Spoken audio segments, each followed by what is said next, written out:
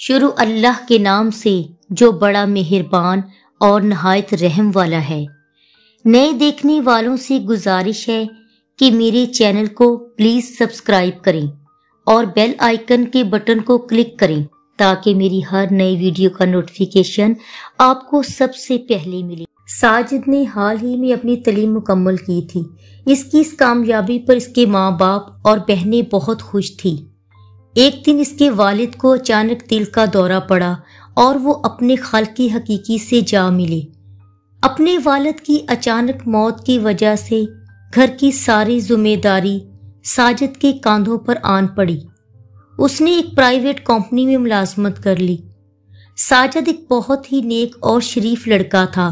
اس کی 2 بہنیں تھیں، کوئی بھائی نہیں تھا۔ وہ اپنی ماں اور بہنوں کا بہت خیال رکھتا تھا۔ کچھ عرصے کے بعد اس نے اپنی دونوں بہنوں کی شادیاں کر دیں۔ پھر اس کی ماں نے ساجد کے لیے رشتہ ڈھونڈنا شروع کر دیا۔ رشتہ کروانے والی آنٹی نے ایک رشتہ دکھایا۔ ساجد کی امی اور بہنیں لڑکی دیکھنے گئیں۔ انہیں لڑکی بہت پسند آئی اور لڑکی کے گھر والے بھی بہت نیک اور شریف لوگ تھے، اور یوں گھر میں ساجد کی شادی کی تیاریاں شروع ہو گئیں اور ندا بیاہ کر ساجد کے گھر آ گئی۔ جو بھی ندا کو دیکھتا تو کہتا دلہن تو چاند کا ٹکڑا ہے۔ ساجد کی امی خوشی سے پھولے نہ سماتی تھی۔ گھر میں ہر طرف خوشیوں کا ماحول تھا۔ کسی کو کیا معلوم تھا کہ یہ خوشیاں بے عارضی ہیں۔ تمام رسموں اور ہلے گلے سے فارغ ہونے کے بعد بہنوں نے ساجد کو کمرے میں جانے کی اجازت دے دی۔ ابھی صرف اسے چند لمحے ہی گزرے تھے کہ ساجد ہانپتا کانپتا کمرے سے باہر آ گیا۔ پھر کیا تھا، سارے گھر میں شور مچ گیا کہ دلہن بے ہوش ہو گئی۔ نہ جانے کیا ہو گیا تھا۔ کوئی کہتا ڈاکٹر کو بلاؤ، کوئی کہتا مولوی صاحب کو بلاؤ، اور کوئی کہتا ندا کے گھر والوں کو فون کر کے بتاؤ کہ اس کے ساتھ کیا مسئلہ ہے، کہیں کوئی مرگی وغیرہ کا مسئلہ نہ ہو۔ غرض جتنے منہ اتنی باتیں۔ اندر جا کر دیکھا تو دلہن سکون سے مسہری پر سو رہی تھی۔ اب بھی ساجد کا خوف کم نہیں ہوا تھا، کیونکہ اس کے داخل ہوتے ہی ندا نے ایک نظر اس کی طرف دیکھا تھا اور پھر غش کھا کر بیڈ پر گر گئی۔ یہی دیکھ کر تو ساجد خوف میں مبتلا ہوا تھا اور اپنی بہنوں کو بلانے چلا گیا تھا۔ اس نے رات جوں توں کر کے گزاری۔ رات میں اس نے 2-3 دفعہ اٹھ کر ندا کو دیکھا، وہ سکون سے سو رہی تھی۔ صبح اس نے جب ندا کو دیکھا تو وہ بھلی چنگی تھی اور شوخ نگاہوں سے ساجد کو دیکھ رہی تھی۔ پھر اس نے بڑی ادا سے بیڈ ٹی کی طلب کی تھی۔ وہ اس وقت بالکل نارمل لگ رہی تھی، مگر ساجد کا ذہن رات والا واقعہ ابھی تک نہیں گیا تھا۔ وہ اس وقت بھی پریشان تھا۔ پھر وہ ڈاکٹر کو لے کر آیا۔ ڈاکٹر نے ندا کا بلڈ پریشر اور ٹمپریچر چیک کر کے بتایا، آپ کی بیوی بالکل نارمل اور ٹھیک ہے، بس ذرا والدین سے بچھڑنے کی وجہ سے ڈپریشن کا شکار ہے، اگر ریسٹ کرے گی تو ٹھیک ہو جائے گی۔ اس دن ولیمہ تھا۔ ولیمے کے بعد رسم کے مطابق ساجد ندا اور اس کے گھر والوں کے ساتھ چلا گیا۔ اپنے گھر آ کر ندا نے ساجد کو پوری طرح نظر انداز کر دیا۔ وہ اپنی بہنوں اور کزنوں کے ساتھ مگن رہی اور رات کو بھی ان کے ساتھ سو گئی۔ ندا کا بے پرواہ سا رویہ ساجد کو اچھا نہیں لگ رہا تھا، لیکن اس نے برداشت کیا اور اگلے روز ساجد ندا کے ساتھ گھر واپس آ گیا۔ رات کا وقت ہوا تو کھانا کھا کر ساجد اپنے کمرے میں آیا تو وہاں اس نے جو کچھ دیکھا اس کو اس کی امید نہیں تھی۔ ندا سجاوٹ کی لڑیوں کو توڑ رہی تھی اور پھر جا کر آئینے کے سامنے لپسٹک کے ساتھ اپنے چہرے پر لائنیں بنانے لگی اور پھر اپنے ہاتھوں کو دیوار پر مارنے لگی۔ ساجد تو دروازے پر کھڑا یہ منظر دیکھ کر گھبرا گیا۔ اس نے ندا کو آواز دی۔ وہ غصے میں اس کی طرف بڑھی اور کہنے لگی، کون ہو تم؟ مجھے یہاں کیوں لائے ہو؟ اور کہنے لگی، یہ قبرستان ہے، یہ پھول کہاں سے آئے ہیں؟ میں نے کہا، ہوش کرو ندا، میں شوہر ہوں تمہارا۔ اس نے کہا، کس کا شوہر؟ میں کسی کو نہیں جانتی، چلے جاؤ یہاں سے، نہیں تو میں تمہیں مار ڈالوں گی۔ ساجد کا دل غم اور غصے سے بند ہونے لگا۔ اگلے روز اس نے فوراً مولوی صاحب کو بلوایا اور انہوں نے بہت سی آیتیں دم کی اور ندا کو کچھ تعویذ بھی دیے، مگر ندا کی حالت بدستور ویسی ہی رہی۔ مولوی صاحب کے جانے کے بعد اس نے پورے کمرے کا حشر کر دیا، ہر چیز الٹا کر رکھ دی اور خود بیڈ کے سرہانے بال کھول کر بیٹھ گئی اور اول فول بکنے لگی۔ یہ سب دیکھ کر تو ساجد کا دماغ پھٹنے لگا تھا۔ کچھ ہی دیر بعد ساجد کا دوست اس سے ملنے آیا۔ ساجد کو پریشان دیکھ کر اس نے پوچھا، کیا ہوا؟ ساجد نے اپنا مسئلہ اس کے سامنے بیان کیا۔ اس کے دوست نے ایک بنگالی عامل سے عمل کروانے کا مشورہ دیا۔ ساجد تو ان سب باتوں پر یقین نہیں رکھتا تھا، ہر حربہ ندا پر نکارا جا رہا تھا، تو اس نے عامل بابا کو بلانے کی حامی بھر لی۔ عامل بابا نے آ کر ہر چیز کا تفصیلی معائنہ کیا اور پھر عمل کرنا شروع کر دیا۔ بابا کو دیکھ کر ندا چیخ پکار کرنے لگی۔ ساجد کو سمجھ میں نہیں آ رہا تھا کہ وہ اسے کیسے قابو کرے۔ بابا نے اسے ایسا کرنے سے منع بھی کر دیا تھا اور اس عمل کے لیے درکار چند چیزیں لانے کے لیے بھیج دیا۔ عامل بابا رات گئے تک اپنے عمل میں مصروف رہے۔ اس دوران ندا خلاف توقع بالکل خاموشی سے بیٹھی رہی اور کوئی رد عمل نہ کیا۔ عامل بابا اگلے روز شام کو آنے کا کہہ کر چلا گیا۔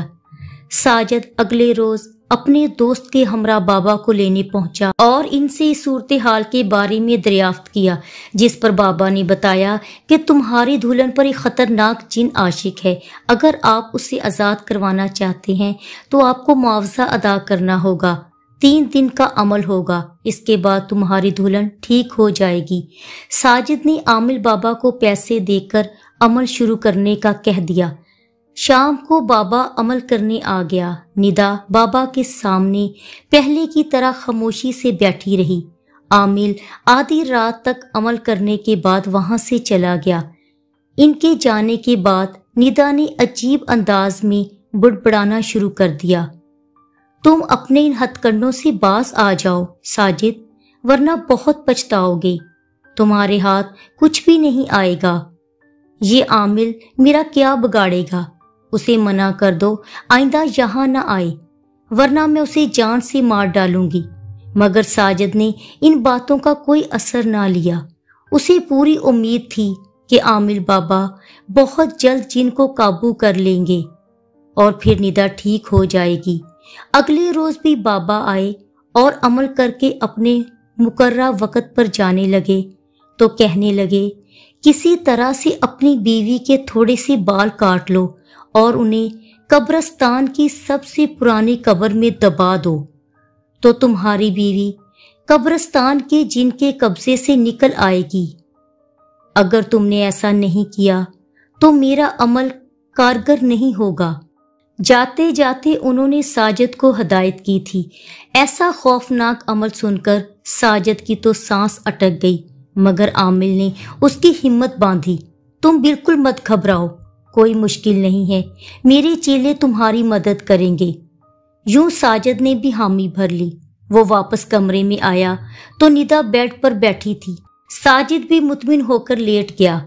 ہمیشہ وہ اپنے خوف کی وجہ سے دوسرے کمرے میں سوتا تھا، مگر آج یہاں سونا اس کی مجبوری تھی۔ کچھ کھاؤ گی؟ ساجد نے عام سی انداز میں ندا سے پوچھا۔ ہاں، میرے لیے کچا گوشت لے آؤ، ساجد نے کہا۔ ابھی نہیں، صبح لے کر آؤں گا، اور سونے کی تیاری کرنے لگا۔ تم یہاں کیوں سو رہے ہو؟ مجھے تمہاری شکل سے نفرت ہے۔ ایسے ہی میرا تو دل کر رہا ہے، ساجد نے کہا۔ ندا اسے گھور گھور کر دیکھتی رہی، بنا پلک جھپکے۔ ساجد بھی نظر انداز کر کے سوتا بن گیا۔ کافی دیر گزرنے کے بعد جب اسے یقین ہو گیا کہ ندا سو گئی ہے تو وہ بنا آہٹ کے اٹھا۔ اس نے اپنے تکیے کے نیچے سے کینچی نکالی، ندا کی جانب بڑھا ہی تھا کہ ندا نے اپنی لال آنکھیں ایک پل میں کھول دیں اور اس کے ہاتھ سے کینچی لے لی۔ ساجد کی تو جان نکل گئی۔ ندا نے پلک جھپکتے ہی وہ کینچی ساجد کے گلے پر رکھ دی۔ میں نے سوچا تھا تم مجھے کوئی نقصان نہیں پہنچاؤ گے، مگر تم نے مجھے دھوکہ دیا ہے۔ مجھے ہمیشہ کے لیے اس دنیا میں رہنا ہے، اس لڑکی کے جسم میں۔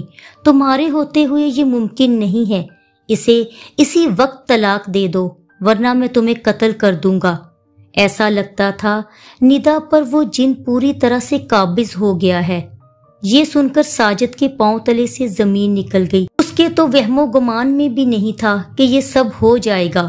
اس کی غلطی کی وجہ سے عامل کا عمل الٹا ہو گیا تھا۔ ساجد نے ندا کو طلاق دے دی۔ اگلے دن ندا خوب ہنس رہی تھی۔ اس نے ساجد کو حکم دے دیا کہ ابھی اور اسی وقت اسے گھر چھوڑ کر آ جائے۔ چاروں نہ چار ساجد کو اس کی بات ماننا پڑی۔